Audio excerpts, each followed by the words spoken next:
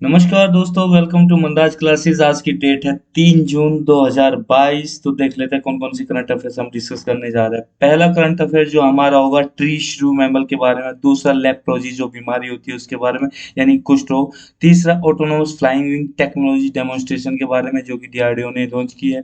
ठीक है, तीसरा है ये भी टेक्नोलॉजी के बारे में मगर ये इसरो का है, न्यू पॉइंट प्लेटफॉर्म है। ठीक है, तो चलिए जिसका स्टार्ट करते हैं। तो हमारा पहला आर्टिकल ट्री इश्यू के बारे में। तो क्यों न्यूज में आया था कि साइंटिस्ट ने अभी इसका जो ये मैमल है, ठीक है, उसका फोसिल फोसिल मतलब जीवाश्म। जब कोई जीव जंतु मर जाता है तो उसके जो जीवाश्म होते हैं, जो हड्डी वड्डी होती है, वो जो बचता है उसको फोसिल्स बोलते हैं। ठीक है, जो फोसिल्स है उसको ढूंढा है। और वो किससे रिजेंबल करता है? स्क्वेल से रिजेंबल करता है। स्क्वेल मतलब हिंदी में बोलते हैं गिलहरी। ठीक है, तो जो ये जीवाश्म है, ये आपका क्या नाम, ये रहा यहाँ पे आप पिक में देख रहे होंगे। इस जीवाश्म को ये है, ये ढूंढा है साइंटिस्टों ने। और जो ये गिलहरी की जो बात कर रहे हैं, ये वाला है जो आपका ट्री श्रू बोलते हैं इसको, ट्री श्रू। ठीक है, तो अब देखिए, देखने में तो ये चूहे जैसे लग रहा है, मैं चूहा नहीं है दोस्तों, ये आपका श्रू है। ठीक है, अब ये आपका कहाँ मिलता है? ये अभी तक बोला जाता है कि ओल्डेस्ट रिकॉर्ड पाया गया है ऐसा, ये टुपेड्स का, जो टुपेड फोसिल्स मिलता है। टुपेड का मतलब है जो भी आपका जीव जंतु जो टुपेडी फैमिली से बिलोंग करता है उसको टुपेड्स बोला जाता है। तो टुपेड्स के फॉसिल्स कहाँ पे मिले हैं? शिवालिक हिल्स में मिले हैं, शिवालिक रीजन में मिले हैं। ये ओल्डेस्ट रिकॉर्ड में ये पाया गया है, इनके अब तक के ओल्डेस्ट रिकॉर्ड है फॉसिल्स के। ठीक है, और ये कौन सी टाइम रेंज में पाए गए? ये 2.5 से 4 मिलियन ईयर एगो रीजन में ये पाए, मतलब ये जो जीवाश्म मिले इनकी जो कार्बन डेटिंग करने से पता लगा है, ये 2.5 से और 4 मिलियन ईयर्स एगो के है। ठीक है, और जो टुपेड्स है वो क्या है? वो आपकी बहुत डिफरेंट टाइप की स्पीसीज है जो कहाँ पे मिलते हैं? ईस्ट इंडिया में और एशिया, एशियाटिक जो रीजन है हमारा, वहाँ पे मिलते हैं। ये इंसेक्टोवोरस होता है। इंसेक्टोवोरस जो इंसेक्ट को खाते हैं, उस पे जिंदा रहते हैं, उन्हें इंसेक्टोवोरस बोला जाता है। ठीक है, टुपेड फैमिली के, टुपेडी फैमिली के। ठीक है, तो ये इसमें कोई भी कंफ्यूजन नहीं होना चाहिए। और किससे रिजेंबल करते हैं? स्क्वेल से। स्क्वेल मतलब गिलहरी से रिजेंबल करते हैं, कि उनका साइज और ये जो जिस टाइप के होते हैं, एब्रो एरो एर्बोरियल्स हैबिट्स इनकी होती है। एर्बोरियल्स हैबिट उन्हें बोलते हैं जो ट्री पर रहना पसंद करते हैं जीव जंतु, उन्हें बोलते हैं एर्बोरियल्स हैबिट वाले जीव जंतु। ठीक है, इनकी जो नाक होती है लंबी होती है, पॉइंटेड होती है। यहाँ पे आप देख रहे होंगे इसकी नाक थोड़ी सी लंबी और पॉइंटेड है। ठीक है, इस पर। और हाँ, ये कहाँ से मिले? ये आपके जम्मू कश्मीर से मिले। इसका जो साइंटिफिक नेम है, शिवातुपया और रामनगरेंसिस है। ठीक है, साइंटिफिक नेम थोड़ा टिपिकल होता है बोलने में। ठीक है, आगे बढ़ते हैं। अब जो ट्री श्रू है, बहुत सारा मतलब ये बहुत ही रेयर एलिमेंट ऐसे होते हैं जो फोसिल्स रिकॉर्ड में अभी तक मिले हैं। ये जनरली ऐसे मिलते नहीं है। ये कुछ ही स्पीसीज के मिलते हैं। कहाँ पर किस टाइप के मिले हैं, कहाँ वो कौन से एरिया ईरा में मिले? ये सिंजाइक ईरा के मिले। सिंजाइक ईरा किसे बोलते हैं? जो कि 66 मिलियन ईरो ईयर्स एगो से और अभी तक का टुडे, यानी कि आज से लेकर 66 मिलियन ईयर एगो की अगर हम बात करें, तो जो ये ईरा है, जो ये टाइम पीरियड है आपका, इपोक है, वो आपका सिंजोइक ईरा बोला जाता है। ठीक है, अब ये शिवालिक सेडिमेंट्स की बात कर ले, क्योंकि शिवालिक, देखिए यहाँ पे आप पिक्चर देख रहे होंगे, ये वाला जो आपका फुट हिल्स का एरिया है, हिमालयस की फुट हिल्स का एरिया, वो शिवालिक एरिया कहलाता है। ठीक है, ये आपका थिक सेडिमेंट्री एरिया है। ये थिक सेडिमेंट्री माउंटेन्स का फुट हिल एरिया है, जो कि ये यंगेस्ट माउंटेन बेल्ट का एक हिस्सा है, जो एक्सटेंड कहाँ से हो रही है? ईस्ट से वेस्ट। फुट हिल्स जो हिमालयन रीजन है उसके ईस्ट से वेस्ट, यानी कि देखो ये आपका ईस्ट ईस्ट वाला रीजन हो गया, ये वेस्ट वाला रीजन हो गया। यानी कि वेस्ट टू ईस्ट बोलते हैं, ईस्ट से वेस्ट बोलते हैं, जैसे भी आपका मन करे ऐसा है। ओवरऑल मतलब याद रखने से। ठीक है, आगे बढ़ते हैं। ठीक है, अब जो हमने ये इपोक के बारे में डिस्कस किया कि भाई प्लास्टिसिन प्लास्टोसिन एज और आपका इपोक माइसिन एज, ये कौन कौन सी होती है, क्या क्या होती है, थोड़ा सा जान लेते हैं। क्वेश्चन कहीं से कभी भी बन सकता है, जो भी आप जितना भी जान लोगे उतना ही अच्छा रहेगा। अब देखिए, कोई भी आदमी, कोई कितना भी बड़ा टॉपर हो, यूपीएससी हो, कहीं का भी हो, वो ये नहीं कह सकता। बोलते हैं ना टॉपर की, मैंने बहुत सिलेक्टेड पढ़ा। अरे खाक सिलेक्टेड पढ़ा भाई, तुम्हें कहाँ से पता लग गया ये सिलेक्टेड है, ये आना है नहीं आना है? हर चीज इंपॉर्टेंट होती है, तो जितना पढ़ोगे उतना ही फायदेमंद रहेगा। भी इसके लिए क्या होता है, ज्यादा टाइम देना पड़ेगा। ठीक है, आगे बढ़ते हैं, इस पर कभी और डिस्कस करेंगे कि कैसे पढ़ते हैं।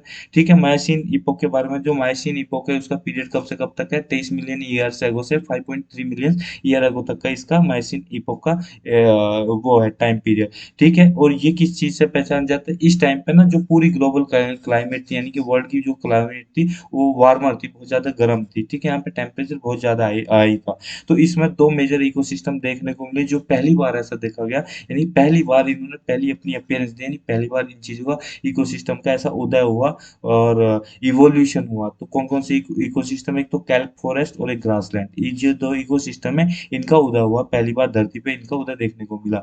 तो यहाँ की जो क्लाइमेट थी वो पहली बार वार्म हुई और तब पहली बार ही कोल्ड को ठंडी हुई। ठीक है, ये सब ये फीचर है माइसीन एज के। अब यूपीएससी में कहीं पे भी क्वेश्चन ये आ जाएगा कि माइसीन इपोक के फीचर बताइए। ये इससे ईयर के बीच में था, इसकी क्लाइमेट ठंडी थी या वार्मर थी, इसमें ये आपके कैल फॉरेस्ट पाए जाते थे। तो अब वो क्वेश्चन कैसे करोगे, तो इसके फीचर पता होंगे तभी तो करा जाएगा ना। देखो पढ़ते वक्त ये लगता है कि हमें कितना पढ़ना पड़ा है, कितना पढ़ाया जा रहा है, काम का है नहीं है, पर भाई सभी काम का है। ये आपका कोई टेट पैट का छोटा मोटा फद्दू एग्जाम नहीं है, ये अच्छे लेवल के एग्जाम है। ठीक है, तो उनके लिए तो भाई जितना पढ़ोगे उतना ही कम होता है। ठीक है, तो अब ये ग्लोबल क्लाइमेट हमने पढ़ी, वार्म हुई और ठंडी हुई, इसमें ऐसी प्रोसेस इस तरह का सीक्वेंस देखने को मिला। और इसमें माइसिन डिपॉजिट जो देखने को मिलते हैं, कहाँ का देखने को मिलता है, नॉर्थ साउथ अमेरिका में देखने को मिलता है, सदर्न यूरोप में, इंडिया में देखने को मिलता है, मंगोलिया में, ईस्ट अफ्रीका में, पाकिस्तान में, यहाँ इसकी डिपॉजिट देखने को मिलते हैं, जैसे कि अभी देखने को मिले हैं।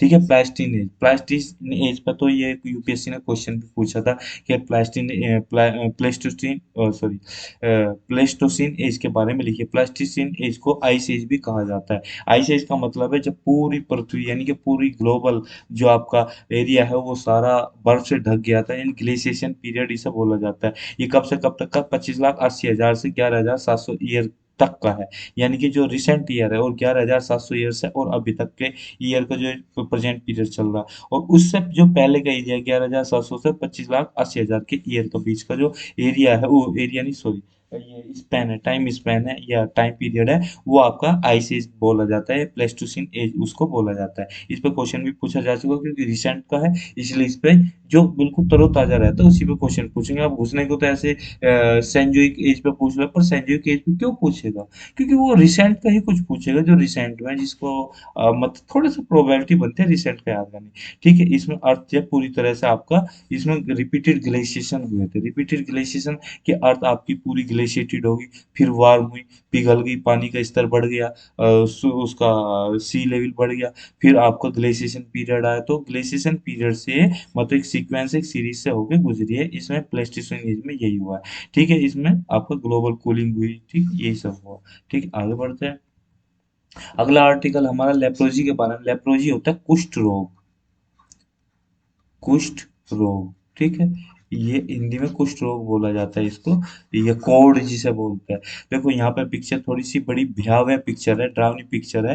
तो इस तरह की बीमारी हो जाए, गांठें हो जाती है पूरे शरीर पे, हाथ आपकी इस तरह से हो जाते हैं, यानी कि डिफॉर्म्ड हो जाती है बॉडी, कलर चेंज हो जाता है बॉडी का। ठीक है, ये आपके जो आपके बॉडी के एक्सट्रीम्स पार्ट होते हैं, जैसे कानों पे, नाक पे, हाथों पे, पैरों पे, इन पे ज्यादा असर देखने को मिलता है, एक्सट्रीमिटीज पर असर देखने को इनको मिलता है। अब इसके बारे में थोड़ा जान लेते हैं। देखो अभी न्यूज में इसलिए आया कि जो कुष्ठ रोग के उपयोग में जो दवा आती है, इसके इलाज में दवा आती है, क्लोफेजिमाइन जो दवा है जो कुष्ठ रोग को ठीक करने में काम आती है, उसकी मार्केट में बहुत ज्यादा कमी हो गई है, इसलिए कुष्ठ रोग न्यूज में आया। ठीक है, और कौन कौन सी दवा है, एक तो क्लोफाजिमाइन तो है ही है, और रिफाम्पिसिन भी है, और डेप्सोन भी है।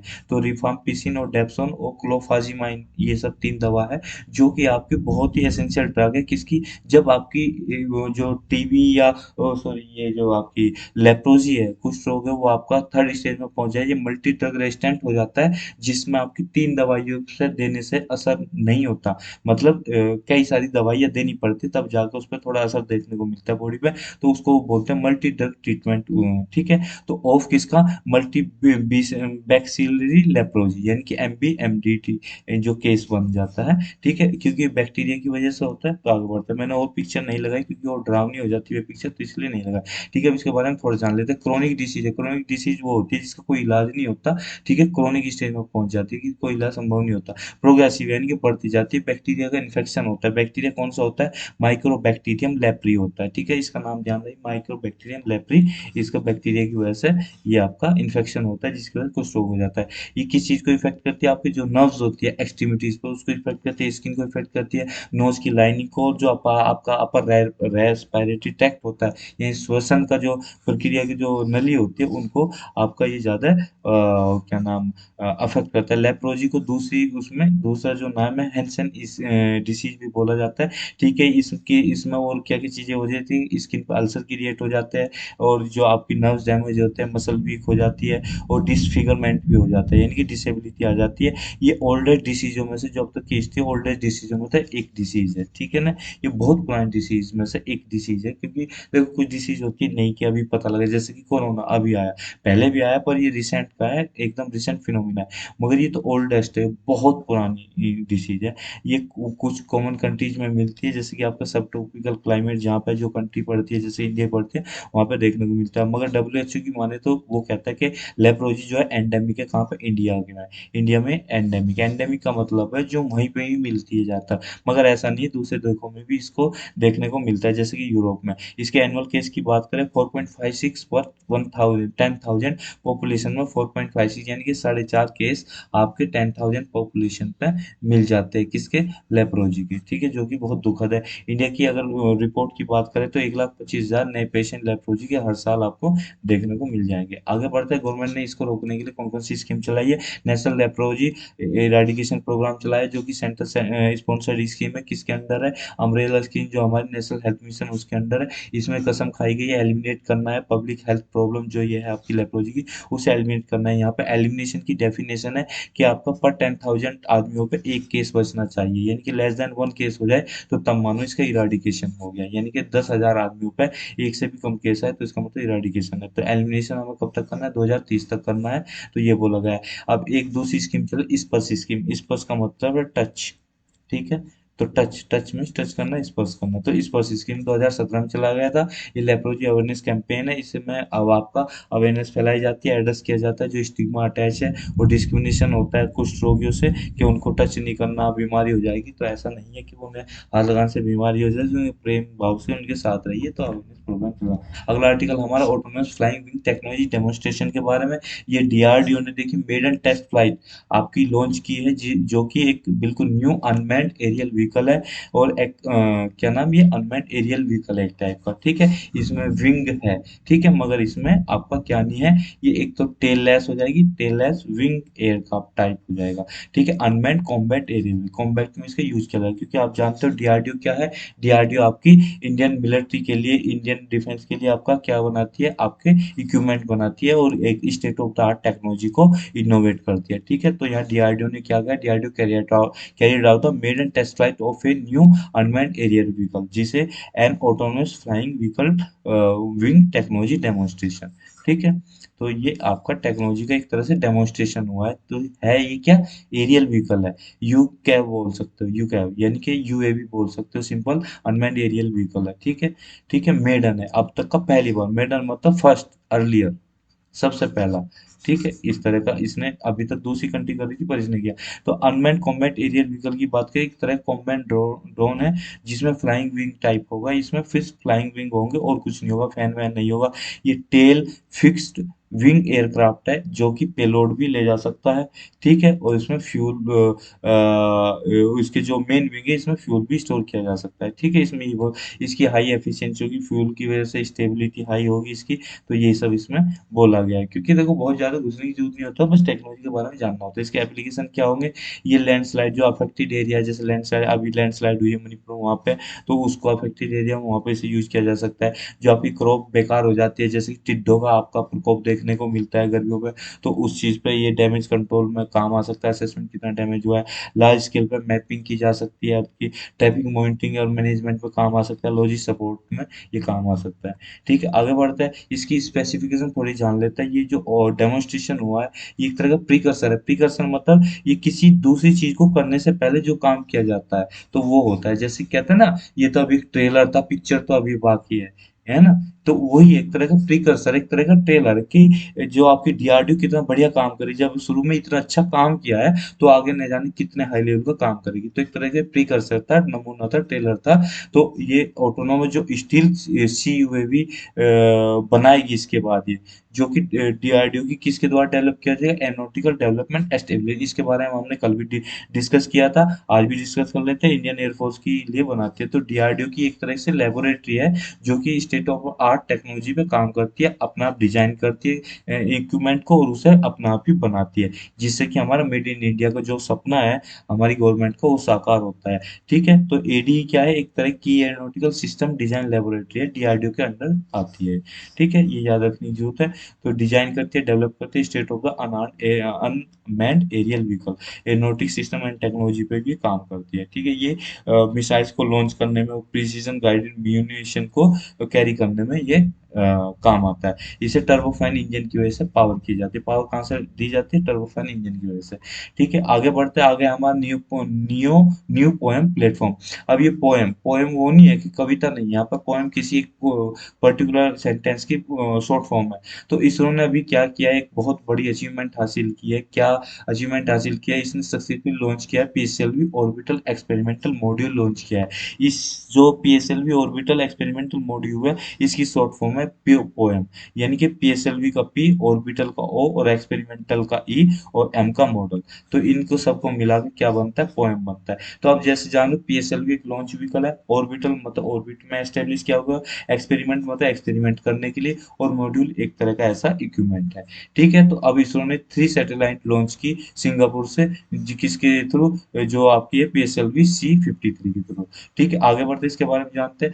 ये पीएसएलवी का जो इस साल का सेकंड मिशन था, यानी कि इंडिया का सेकंड मिशन था, पीएसएलवी ने जो आपकी फ्लाइट लॉन्च की है, ओ सॉरी, ये सैटेलाइट लॉन्च किया है। इससे पहले कहाँ पर कब लॉन्च की थी? फरवरी 2022 में लॉन्च की थी। कौन सी थी? पीएसएलवी C-52, जो कि अर्थ ऑब्जर्वेटरी सैटेलाइट थी। उसके साथ साथ और दूसरी 2 सैटेलाइट भी लॉन्च की थी।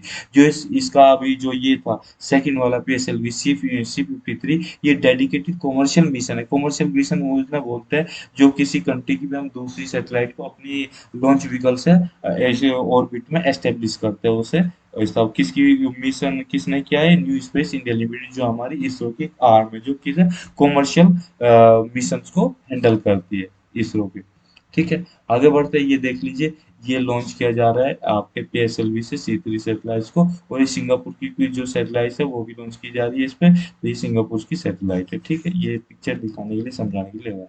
अब इसके थोड़े पॉइंट को हाईलाइट जान लेते हैं। देखिए, एक्सपेरिमेंटल मिशन है, ये एज ए एक्सपेरिमेंट करने का काम आएगा, मगर एक्सपेरिमेंट कहाँ पे किया जाएगा? जो इसरो ने इसको लॉन्च किया, ये ऑर्बिट के अंदर किया जाएगा। अब ऑर्बिट कौन सी ऑर्बिट? की धरती पे तो कोई ऑर्बिट नहीं। अब धरती ये है, अर्थ ये है, तो उसके चारों तरफ ही ऑर्बिट होगी ना। तो इसका मतलब क्या हुआ? ये जो आपका पोएम है, ये मिशन है, इसको लॉन्च किया पीएसएलवी से, और इसको लॉन्च करके जहाँ पे अर्थ की ऑर्बिट में छोड़ दिया जाएगा। तो अब अर्थ की ऑर्बिट में इसे किस चीज को छोड़ा जाएगा? जो पीएसएलवी की 4 स्टेज होती है, 4 स्टेज आपका लॉन्चिंग व्हीकल होता है। 4 स्टेज में क्या होता है? जो शुरू की 3 स्टेज होगी, first stage, second stage, third stage, वो तो आपकी जब डिटैच हो जाती है, ब्रेक हो जाती है, तो नीचे गिर जाएगी, समुद्र में आके गिर जाएगी। मगर जो आपकी फोर्थ स्टेज होगी, फोर्थ स्टेज आपकी, उससे जो क्या हो, वो अर्थ में, अर्थ की जो ऑर्बिट में जहाँ पे इसे स्टेब्लिश करना है, वहां पे ये आपका स्टेब्लिश हो जाएगी।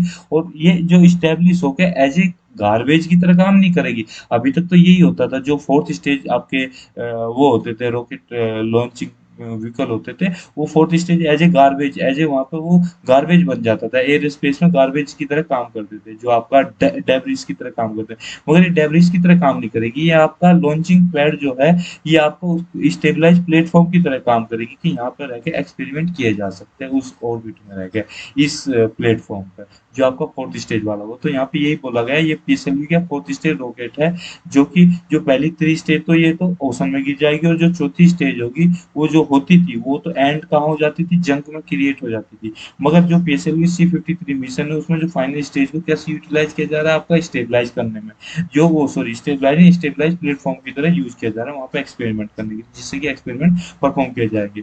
ये पहली बार ऐसा हो रहा है जो फोर्थ स्टेज को ऑर्बिट में स्टेबलाइज प्लेटफॉर्म की तरह यूज किया जा रहा है। ये जो कि जो पोएम है किस तरह से काम करेगा? ये जो एक तरह से dedicated navigation guidance and control system की तरह काम करेगा। इसका काम क्या होगा? वहाँ प्लेटफॉर्म को एल्टीट्यूड, जो एल्टीट्यूड पे इतनी हाइट होगी उसे स्टेबलाइज रखना उतनी एल्टीट्यूड पे, और उसकी ओरिएंटेशन को, एयर स्पेस व्हीकल की जो ओरिएंटेशन होगी उसको कंट्रोल करना। तो ये काम इसके होंगे।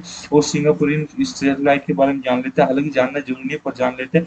DSEO, ईओ का मतलब अर्थ अर्थ ऑब्जर्वेटरी, न्यू सार। ठीक है, न्यू सार का मतलब है, न्यू का तो मतलब जो भी होगा वो ध्यान नहीं है, मगर सार का मतलब ये है कि आपका सिंथेटिक अपर्चर रेडार। ठीक है, तो इसका काम यही होता है कि आपका दिन हो रात हो वेदर कैसा भी, आपकी पिक्चर हाई क्वालिटी की पिक्चर ये लेती रहती है अर्थ से।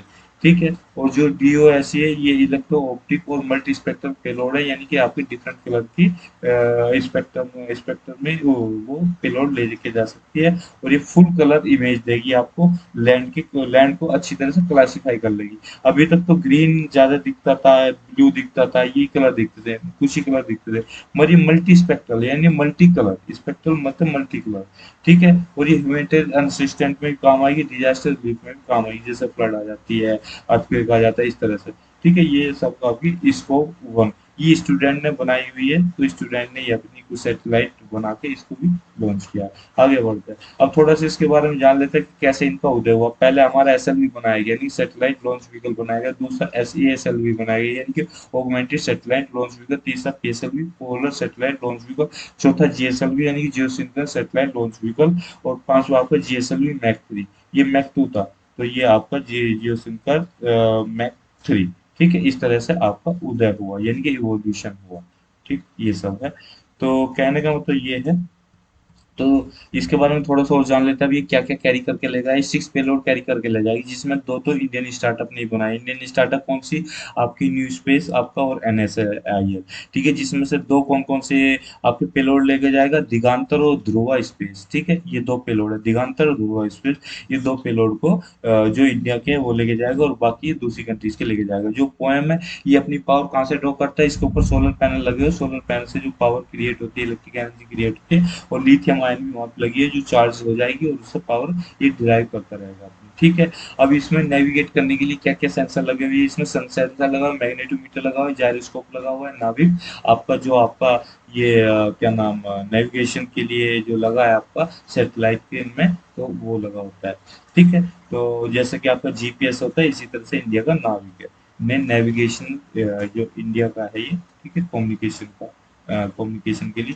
ठीक है। ये पिक्चर भी दिखा रहे कि किस काम में आते हैं। और ये अब जो इसमें कंट्रोल थ्रस्टर भी लगा होता है, यानी कि थ्रस्ट को हीलियम जो गैस है उसके उससे हीलियम गैस की उससे थ्रस्ट को कंट्रोल किया जाता है। और टेली कमांड फीचर भी है। टेली कमांड फीचर मतलब, टेली कमांड फीचर वे फीचर होते हैं जैसे रिमोट। रिमोट आपका होता है, तो रिमोट का काम क्या होता है कि टेली कमांड का मतलब दूसरी सेंस में आप समझ लीजिए रिमोट। ठीक है। तो ये है इसका। ठीक। तो दोस्तों ये थी आज की हमारी डिस्कशन। आज इस डिस्कशन में इतना ही। Thank you very much for discussion.